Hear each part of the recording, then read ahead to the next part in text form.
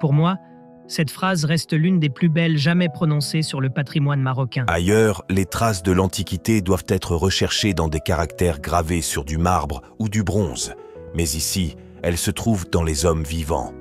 Mais ici, elles se trouvent dans les hommes vivants. Elle se trouve dans les hommes vivants. Elle est tirée des observations fascinantes de David Urquhart, un diplomate et écrivain britannique qui visita le Maroc en 1848. Son livre, publié en 1850, est un véritable hommage à la richesse culturelle et historique du pays, mêlant admiration et précision. Urquhart ne s'est pas contenté de décrire les paysages ou les monuments. Il a saisi l'âme même du Maroc, comme en témoigne une autre de ses phrases mémorables. Le Maroc a transformé l'Espagne en un jardin.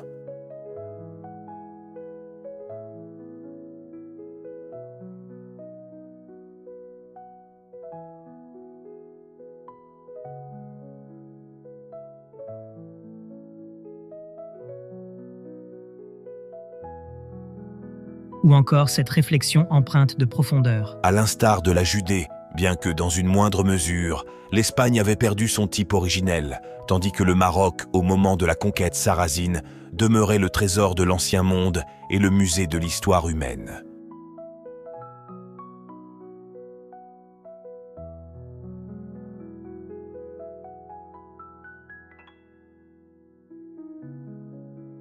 Tandis que le Maroc, au moment de la conquête sarrasine, demeurait le trésor de l'ancien monde et le musée de l'histoire humaine.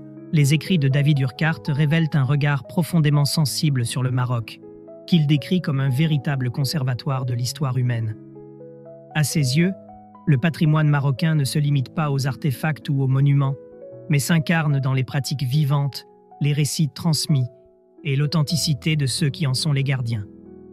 Pour lui, le Maroc n'est pas seulement une terre marquée par le passage des siècles, mais un espace où le temps semble suspendu, préservant des fragments essentiels de l'histoire universelle.